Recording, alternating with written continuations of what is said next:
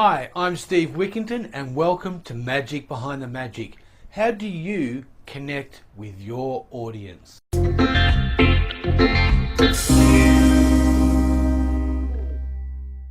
A good live entertainer is entertaining. A great live entertainer makes every member of the audience feel as though they are a part of the show. This goes for all types of entertainment, from storytelling in a small local library to a rock concert in a large stadium, maybe 3 kids at a birthday party or hundreds at a festival.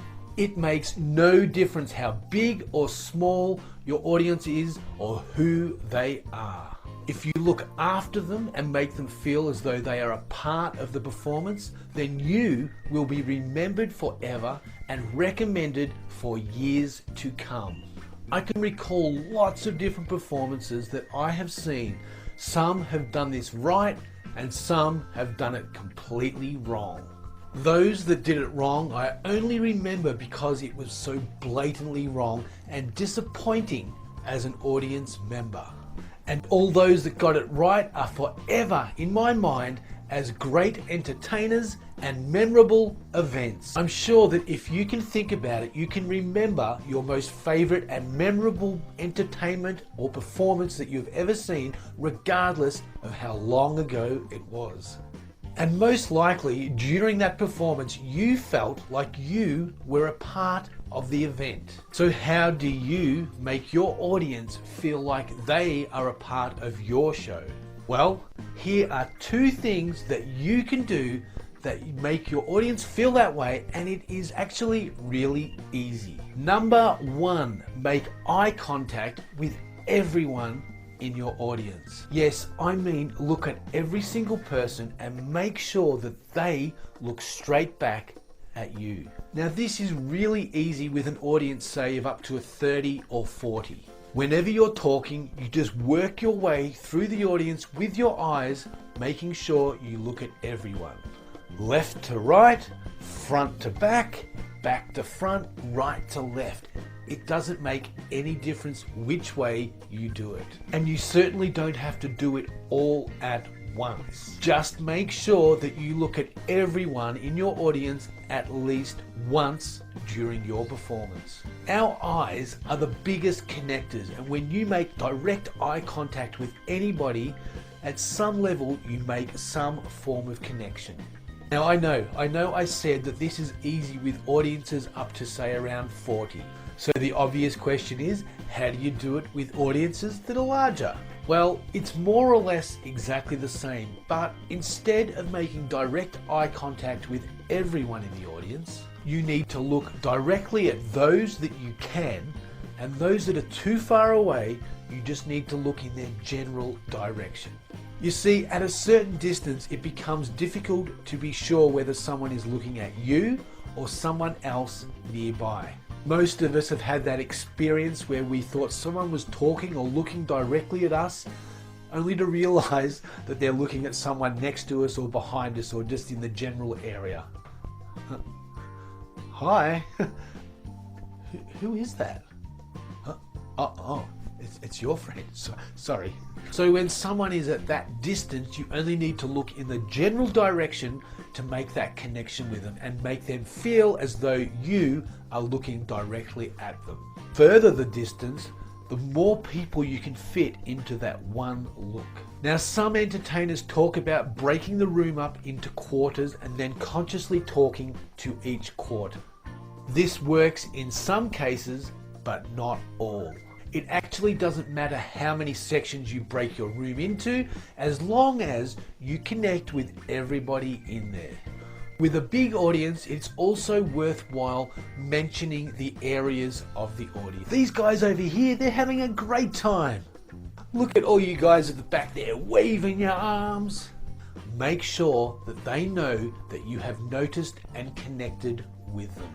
Okay, so that is the number 1 way of making sure that your audience feels connected and a part of the performance. The second thing you need to understand is to adjust to the size of your audience. This actually has a couple of different meanings, and I will explain both of them to you now. Firstly, adjusting to your audience size means the bigger the audience, the bigger you need to play. If you stood on a large venue stage and expressed your show with facial expressions and small hand gestures,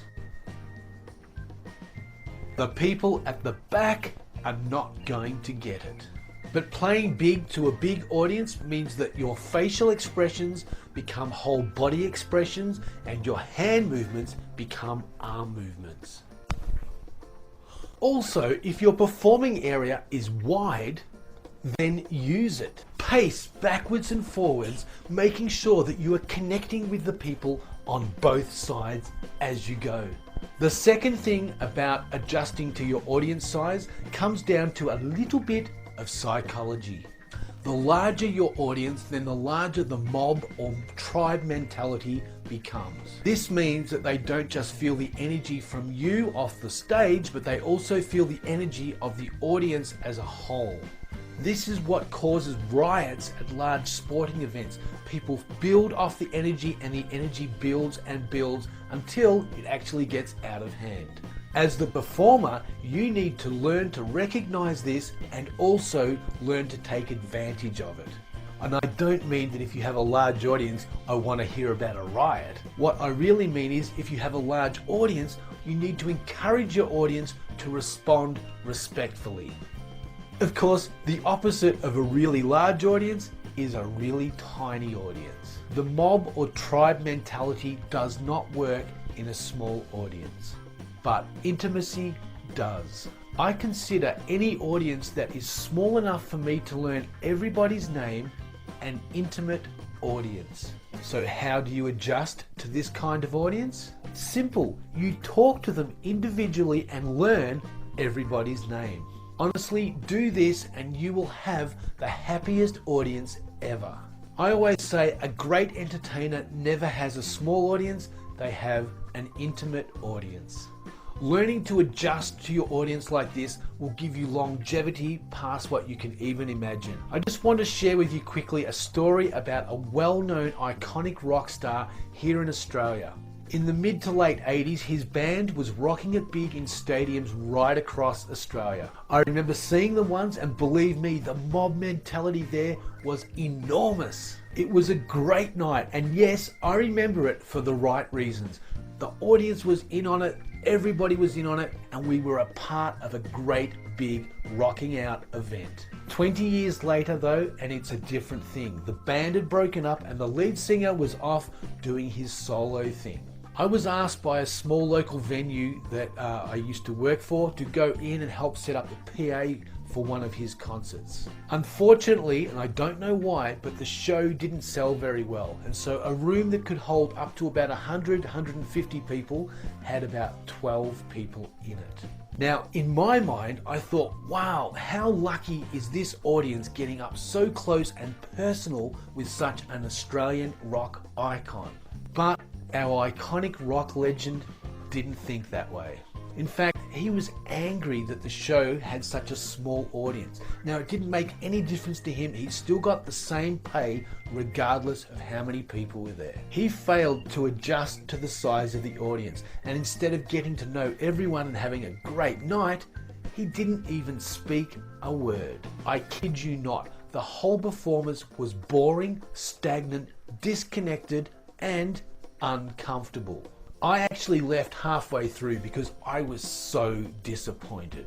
And I remember that performance for the wrong reasons. It was bad. So always remember to make eye contact with your audience and adjust to the size, big or small.